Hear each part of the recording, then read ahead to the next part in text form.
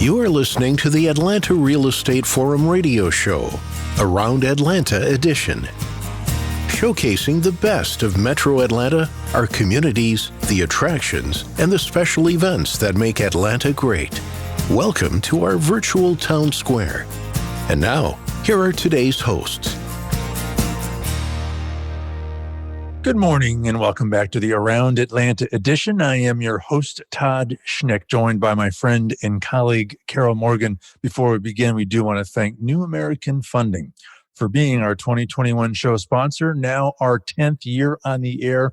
It has been great having them as our friend and partner on this show. We are grateful for their support. All right, Carol Morgan, this is going to be a fun conversation. Neat guy, cool new book. And as he has told us, he is a good storyteller. So I imagine this is going to be a fun conversation. I'm looking forward to it. Yep. And you know, I love a good story and love to tell a good story. I was really, really thrilled to find this author. And I think he's got a lot to share. So everybody tune in to this segment. We are joined by Jonah McDonald. He is the author of Secret Atlanta. So he's going to tell us all of his secrets. He is also a TV host, storyteller, and he is a Dekalb County Park Ranger. So welcome to the show, Jonah. Do you want to start off by telling us a little bit about yourself? Yeah, sure. Hi, Carol. Hi, Todd. I'm glad to be here. So I'm the thing I usually tell people when they ask me to introduce myself is I say, well, I moved to Atlanta by walking here. I started at Mount Katahdin in Maine, and I hiked the whole Appalachian Trail, all 2,172.4 miles to get down here to Georgia. And when I got to Georgia, I decided Atlanta would be my new home. So I've been here since 2003, which is when I did that full hike of the Appalachian Trail. And that's kind of that idea of going on a long distance hike has really led me to a lot of what I do today, which is guide people places to go hiking here in the Atlanta metro area, which is the topic of my first book. And then also lead people on scavenger hunts around the metro area through my second book, Secret Atlanta. And so all of that's going to come together to mean that I'm a huge booster of Atlanta. And I'm excited to get to talk to you guys because I know you guys are huge boosters of Atlanta too. Wow. Yeah, we are. Cool. And what a neat story. My story isn't that cool that I walked 2,000 miles to my destination. That's impressive. Congratulations on successfully completing that hike. That's one for the book. So, all right. Well, this new book, Secret Atlanta, tell us all about it. What's the vision behind it? What's its goal and purpose? Who's the intended audience? A great question. You remember when we used to have dinner parties, before COVID? Yeah. And everybody has a good dinner party story, right? You know how to make people's eyes light up when you tell the one really great story, or maybe more than that. And what I found is that the perfect dinner party question was, what's the secret about Atlanta that you know that I don't know? And so I started asking people, what do you know about Atlanta that I don't know? And I started learning so much, so many stories. And I realized that this had to go in a book. And so that's kind of where Secret Atlanta came from, because usually when you think about secrets, you think about something that divides people. But I believe that by sharing each other's stories, sharing the secret that may be an everyday thing in your life that I have never heard of, it's connected us. It's brought us together across differences. And Atlanta is such a city where we live in our own little bubbles, right? So maybe this book can help people learn these stories that are outside of our bubbles and then maybe connect us with folks that we wouldn't have never met before.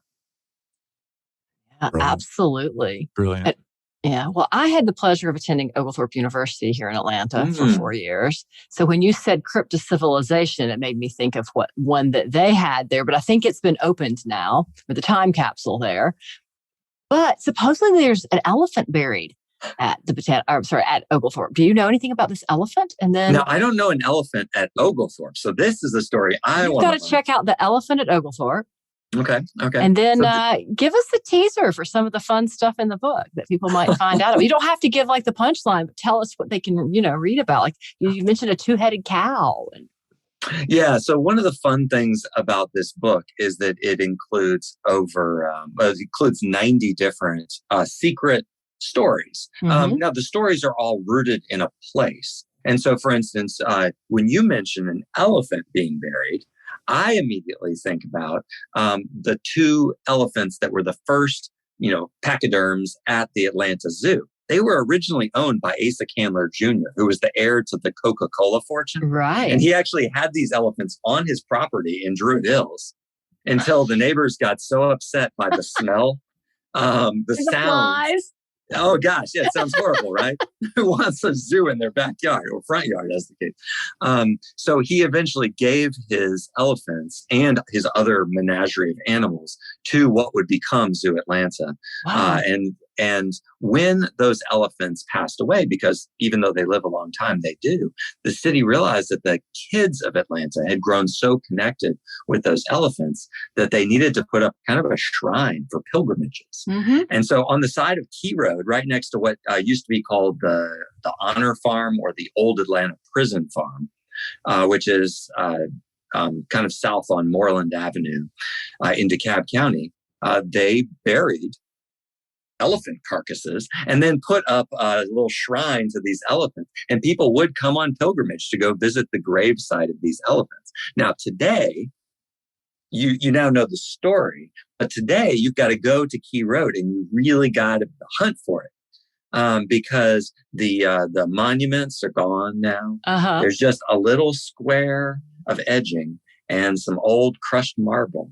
And then you can find the place where these zoo animals used to be buried. And it's finding those things that, maybe that's part of Atlanta's history, but it can also be part of our present too, if we know where to look. Yeah. And I tried to make sure not everything in the book, the book is called Secret Atlanta, A Guide to the Weird, Wonderful, and Obscure. I didn't want it all to just be the weird, because there also are the stories that are wonderful. And an example of that is a beautiful museum and community space that's also a hair salon in the Sweet Auburn neighborhood. And a man named Reese DeForest, who for a long time was a stylist to the stars, found this little Madam C.J. Walker hair care storefront. Now, there's been a Netflix show called Self-Made, I think, about Madam C.J. Walker, which is fabulous. But Mr. DeForest got so excited about finding this old hair care product storefront that he bought it and proceeded to turn it into a museum to Madam C.J. Walker, to the history of race and racism in Atlanta. Also brought in his record collection of 15,000 records, opened up an online radio station, and now you can just go sit down on one of his couches while he does somebody's hair in the museum and visit with the community there. And so to me, that's one of those things that maybe most Atlantans may not have known about, but it makes us want to go and then connect. And it's those stories of connection that I really wanted to highlight. See, that's what I love about this project. On this show, and you're appearing on our Around Atlanta segment, one of our goals with this segment is to expose those in Metro Atlanta to some of the amazing cultural institutions and iconic, Oakland Cemetery. There's so many neat museums here that most people don't know about, or certainly have never visited. There's so much here. I imagine that a significant percentage of Atlantans would not know any of these stories in this book. And, when Carol and I started this show 10 years ago, I still lived in Atlanta.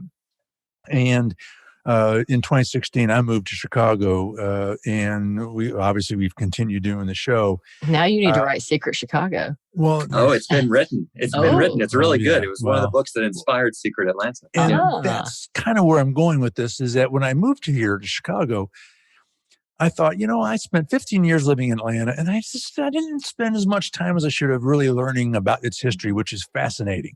And there's so much there that I never really dove into. And so I committed to myself that I'm going to do a much better job of learning about my community, Chicago, which is actually my hometown. I was born here, but moved away as a child. I don't want to have this too long a ramble here.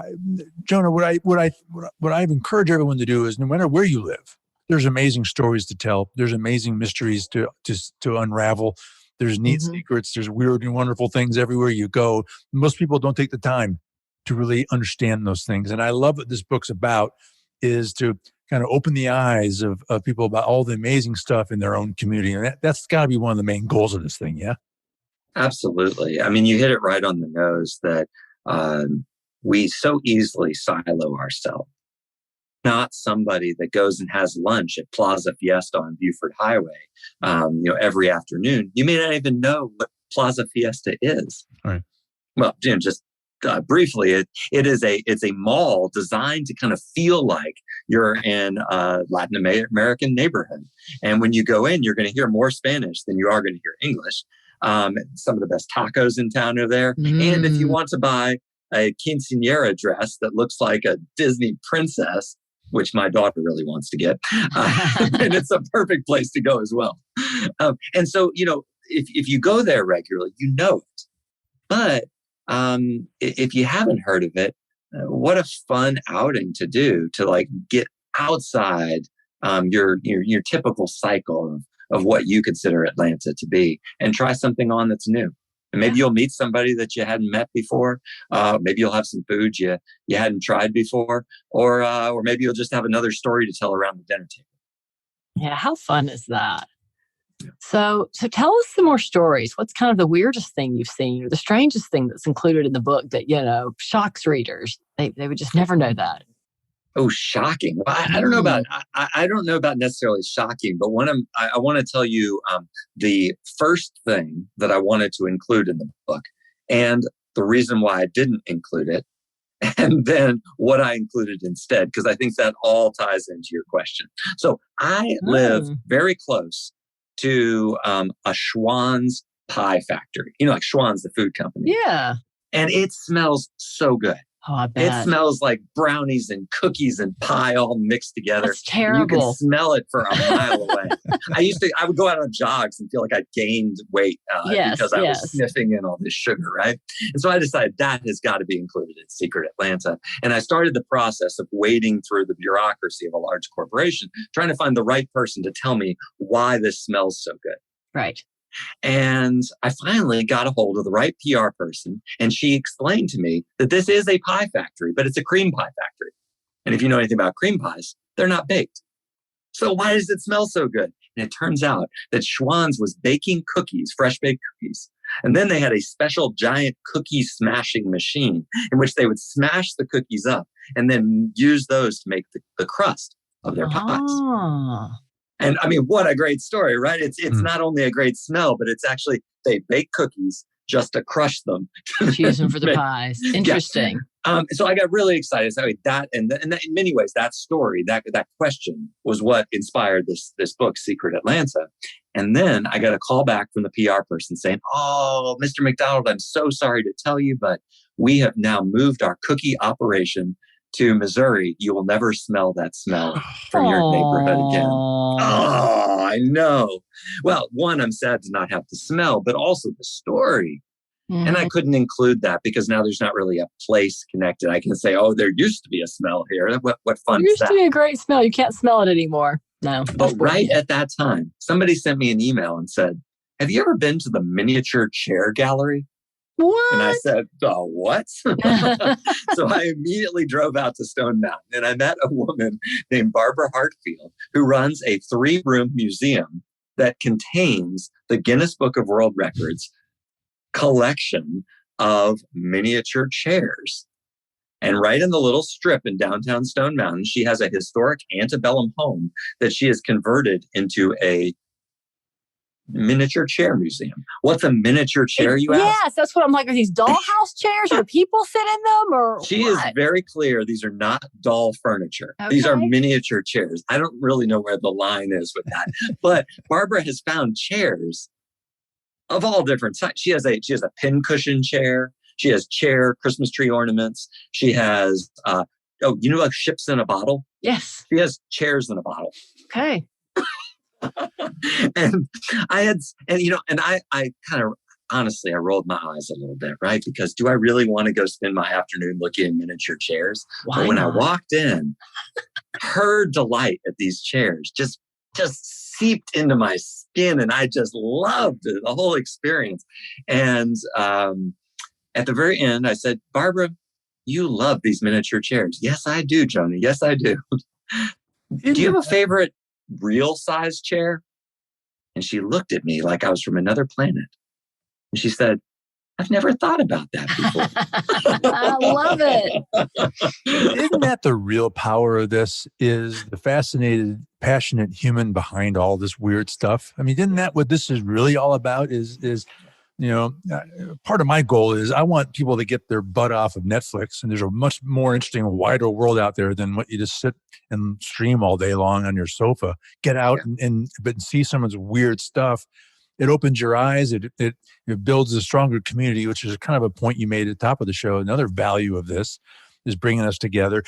This month we also interviewed the Georgia Farm Bureau. Now, you may say, well, that's boring.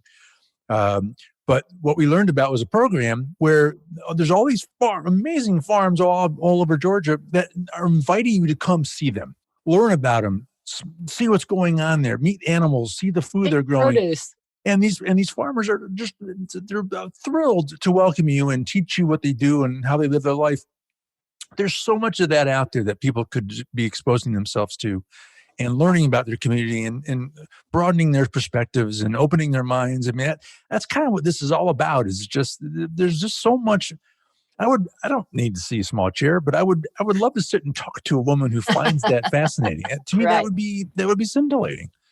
Yeah, you're exactly right. And it doesn't just stop there too. Sometimes there are people who are stewards of something that makes you want to feel connected to our city. For instance, there is a group of nuns who run a small rest home called Our Lady of Perpetual Hope Rest Home. Yep. That is literally in the shadow of Turner Field, which is not Turner Field anymore. It's now GSU Stadium. And their little rest home where they care for people who are, very sick, has the largest tree in the whole city in their little courtyard. It's a fantastically big cherry bark oak tree, and it's theirs. It's on their property. But instead of hoarding it, people can kind of knock on the front door and a nun will come out and you can say, I've heard you have a really big tree. May I go look at it? Oh, of course, we love letting people see our trees. And you walk around the back of the property and there's this gigantic, massive tree that just makes you stop and say, wow. Yeah. And, even that little connection with, think about the history of that. It's a 250 plus year old tree. That's older than our city by far, and it's older than our country. And yet it's now cared for by this really sweet group of nuns who are doing this public service by caring for the ill. Are you ready to own a home, but don't know where to start? Speak to a local expert at New American Funding. Get pre-qualified and start looking for your dream home. They make home buying easy and convenient with a variety of home loan options. New American Funding is devoted to helping families finance their home because they want everyone to achieve the American dream. Home ownership. New American Funding's technology is what sets them apart. Whether connecting with your home loan professional in person, online, or through the app, they are there to answer any questions. Call today to get pre-qualified. For more information, call 678-898-3540. That's 678-898-3540.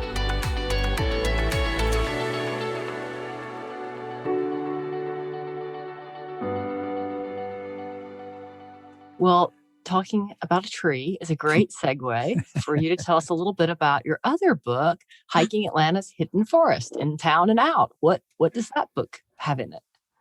Thanks, Carol. I love talking about hidden forests because this has been my passion for a long time.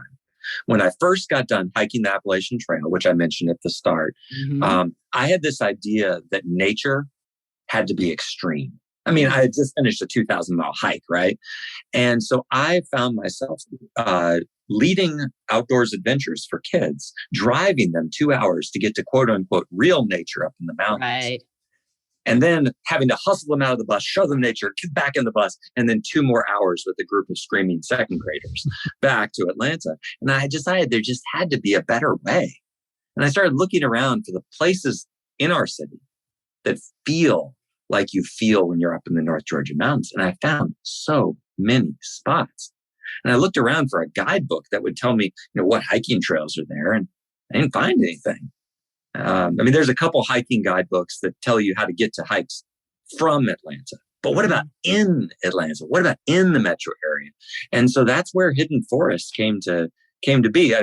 These forests are truly like tucked away because of the environment of Atlanta. We're spread out. We have all these creeks running through our city. Mm-hmm. There are an amazing number of honest to goodness forests in our city that we can go on hikes in. And today, I work for Dekalb County at one of these places as a park ranger. So coming full circle from that idea of I am a long distance, 2,000-mile backpacker through the wilderness of the Appalachians to now saying it can be just as life-changing to integrate nature into your everyday life by finding the green space that's close to you, finding that trail that's around the corner from your house and going back there season after season, seeing the changes, finding the bird that just made a nest in the tree, and really building that connection with nature and the exercise involved in hiking into your everyday life, rather than just being what they call, a weekend warrior, where you like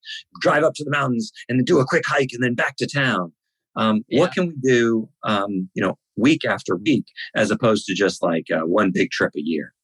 Well, I'm going to have to buy that book too.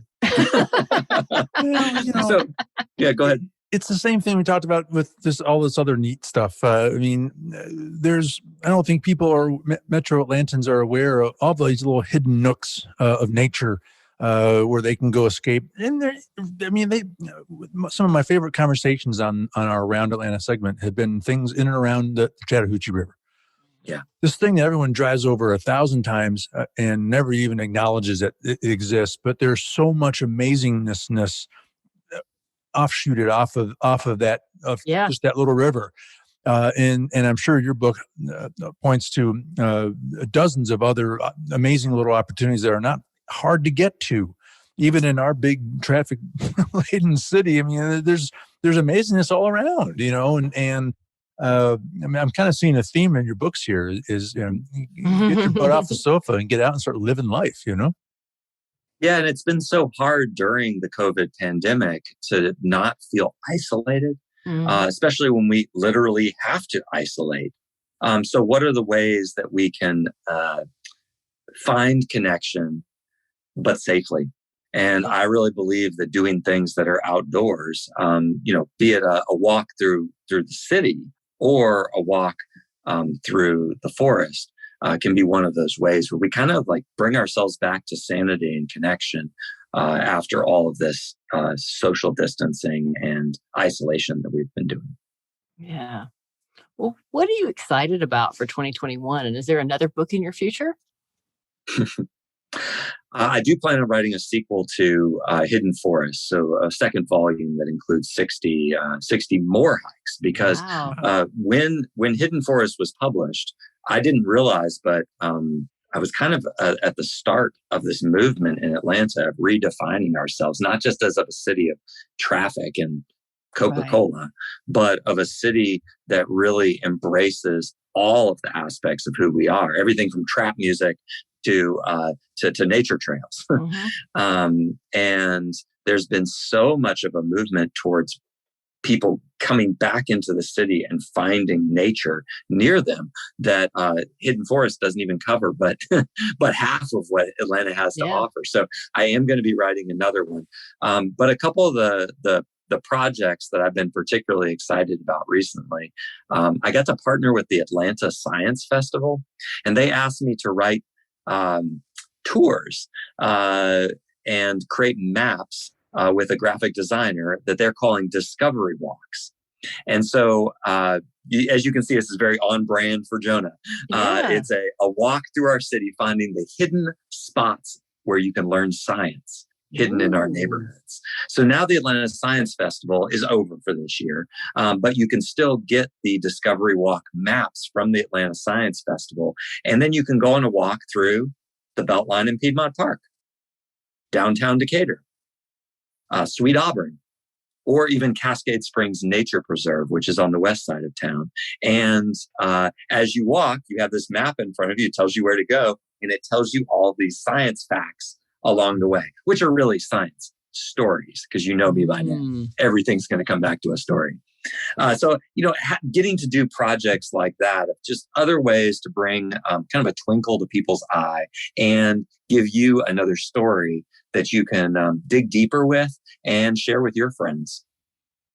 Great stuff. Well, I appreciate you opening our eyes and making us realize the amazing world just all around us that most of us don't even pay attention to. So really grateful to your work and your focus and your mission there, Jonah, to help us do that. Before we let you go, should anyone need to connect with you and learn about projects like Secret Atlanta, where do they go? Probably the easiest way to find me is on my website, secretatlanta.com. And there you can both send me an email if you want to. You can also get a copy of either Hidden Forest or Secret Atlanta. And I hope that if you choose to, then it'll bring a smile to your face as well. I bet it will. Jonah McDonald, author of Secret Atlanta. Jonah, real pleasure to have you. Appreciate your important work. And good luck to you. And we look forward to reconnecting down the road and seeing what's up next in your world. I appreciate the invitation, and I'm glad I get to share a little bit of my Atlanta with the folks listening. All right.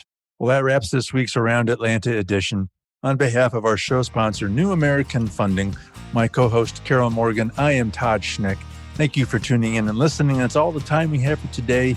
We do appreciate you stopping by, and we'll look forward to seeing you again next week right here. We'll see you then.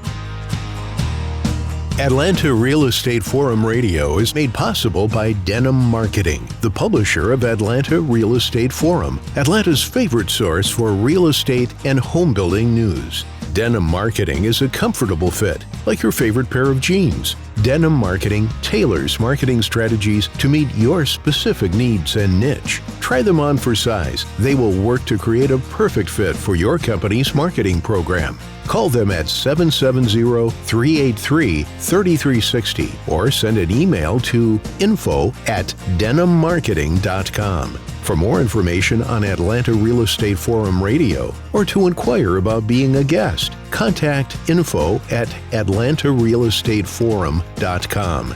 Check out the radio show by visiting atlantarealestateforum.com or by listening to the show on your favorite podcast app. And if you enjoyed today's broadcast, we'd sure appreciate a rating and review on iTunes. Thank you again for listening, and we'll see you next time on Atlanta Real Estate Forum Radio.